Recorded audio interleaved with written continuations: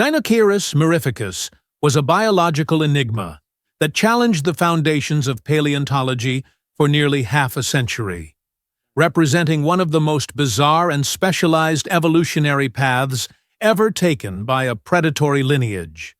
This massive theropod, whose name translates to terrible hand, thrived in the lush river systems of the late Cretaceous Mongolia approximately 70 million years ago.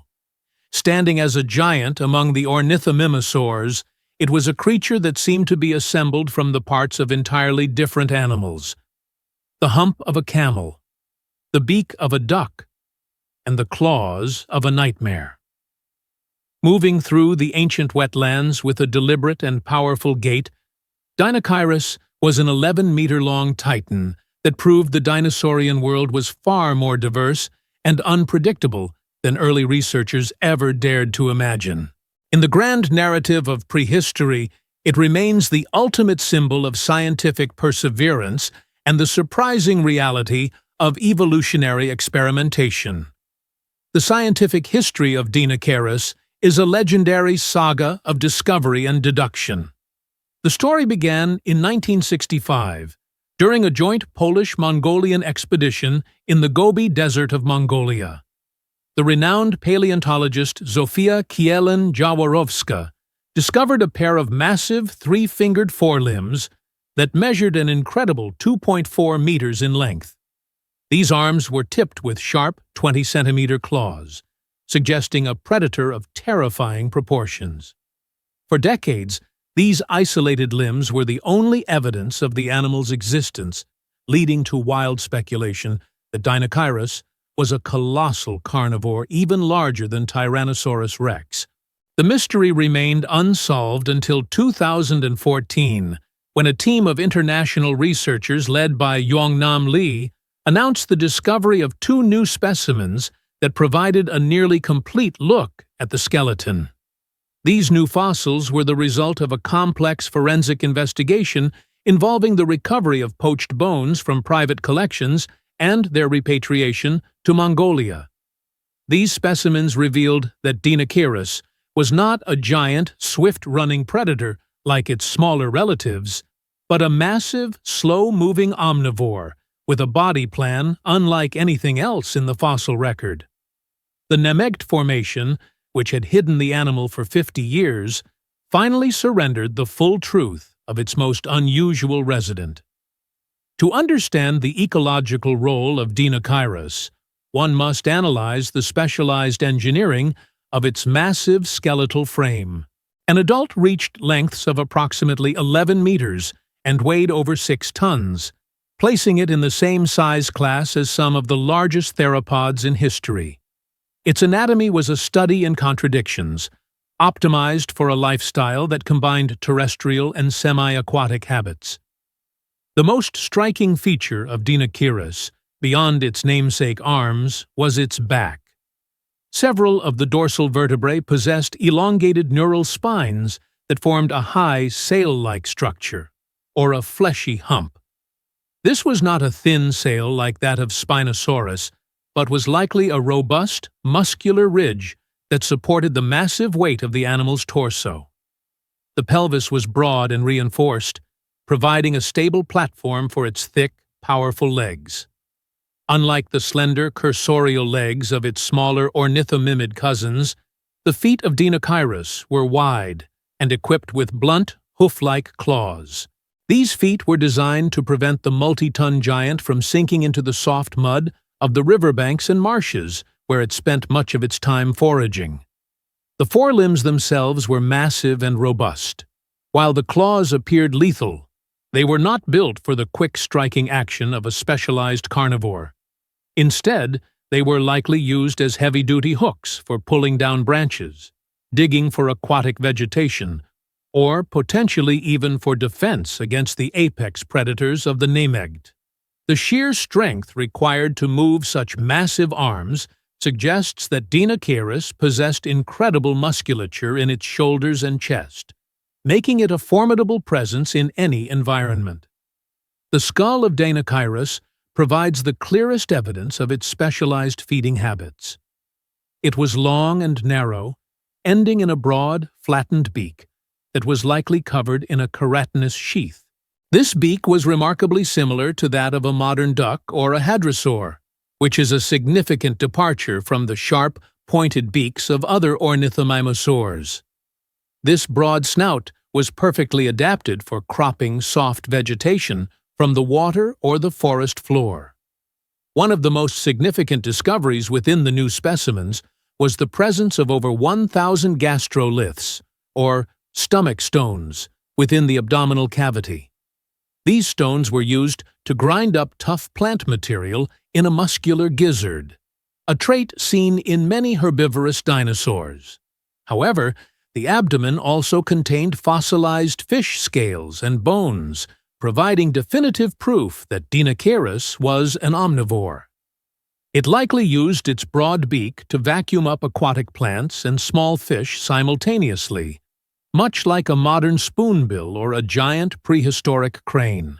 This flexible diet allowed it to exploit the rich resources of the Nemegt wetlands, ensuring it had access to high-energy food sources throughout the year. The world of Deinocheirus was a lush and vibrant landscape characterized by massive river systems and seasonal floods. The Nemegt Formation was a productive oasis surrounded by more arid environments, supporting an incredible density of large-scale life. Deinocheirus occupied the niche of a mega-omnivore, a role that required it to be both a peaceful browser and a vigilant survivor. It shared its world with a diverse cast of characters, including the long-necked sauropod Nemegtosaurus and the armored ankylosaur Tarchia. Despite its massive size, Deinocheirus lived in the shadow of the apex predator of the region, the Tyrannosaurid Tarbosaurus batar. A confrontation with an adult Tarbosaurus would have been the ultimate test of survival. Lacking armor or horns, Deinocheirus relied on its immense bulk and its terrifying claws for protection. A swing from a 2-meter arm tipped with 20-centimeter claws would have been a devastating deterrent to even the most determined tyrannosaur.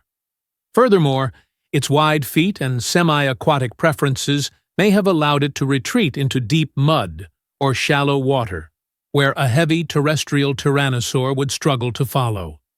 The presence of Tarbosaurus bite marks on some Deinocheirus bones proves that these giants did indeed clash, painting a picture of a high-stakes struggle between the terrible hand and the alarming lizard. The sensory capabilities of Deinocheirus were refined for its slow-moving, foraging lifestyle. Endocasts of its brain case reveal that it possessed a relatively small brain compared to its body size, but it was well attuned to its specific environmental needs. Its sense of smell was likely acute, allowing it to detect the presence of rotting vegetation or schools of fish in the murky river waters. Its vision was also optimized for awareness, with its eyes positioned to provide a wide field of view for scanning the horizon for predators. A fascinating anatomical detail found in the tail of Deinocheirus was the presence of a pygostyle. This is a structure formed by the fusion of the final tail vertebrae, which in modern birds serves as an attachment point for a fan of tail feathers. The presence of a pygostyle in such a massive dinosaur suggests that Deinocheirus may have possessed a flamboyant display of feathers on its tail tip. This would have been used for social signaling, allowing individuals to communicate across the dense wetlands or for use in mating displays. This combination of a duck-like beak, a camel-like hump, and a feathered tail makes Deinocheirus one of the most aesthetically complex animals to ever exist. Deinocheirus represents a peak of ornithomimosaur evolution, showing the extreme lengths to which nature can go when a lineage moves away from its ancestral roots. Most ornithomimosaurs were small, fast-running specialists that resembled modern ostriches. Deinocheirus took that basic blueprint and scaled it up to massive proportions, trading speed for raw power and a generalist diet. It proves that the ostrich-mimic family tree was far more flexible than once believed, capable of producing both the nimble Gallimimus and the gargantuan sail-backed Deinocheirus. The study of this animal continues to reveal new secrets through modern technology, including high-resolution CT scanning of its bones and mechanical stress analysis of its massive claws. Every new piece of data confirms that Deinocheirus was a master of its specific wetland niche, a survivor that relied on a unique combination of traits to thrive in one of the most competitive environments of the Cretaceous. It stands as a reminder that the history of life is not always a linear progression toward recognizable forms, but is often filled with bizarre and beautiful deviations. The ghost of the Namecht still speaks through the stone of the Gobi, proving that the most terrible hands were also the most fascinating tools of evolution. Deinocheirus remains one of the most significant discoveries in the history of paleontology, a creature that forced us to rewrite the rules of theropod evolution. It stands as a bridge between the small, swift ancestors of its lineage and the massive, specialized generalists of the late Cretaceous. Through its unique anatomy and omnivorous lifestyle, it proves that evolution is not a straight line, but a series of brilliant adaptations to specific environmental demands. It reminds us that the ancient world was a place of diverse and powerful kings, each ruling their own territory with a unique set of biological tools. If you are ready to continue this deep dive journey into the secrets of the ancient past and want to stay updated on the latest scientific evidence, please consider subscribing to this channel. Your support allows us to continue bringing the drama and science of the prehistoric world to life with every entry. Tell us in the comments, do you think the massive claws of Deinocheirus were more important for feeding or for fending off a Tarbosaurus?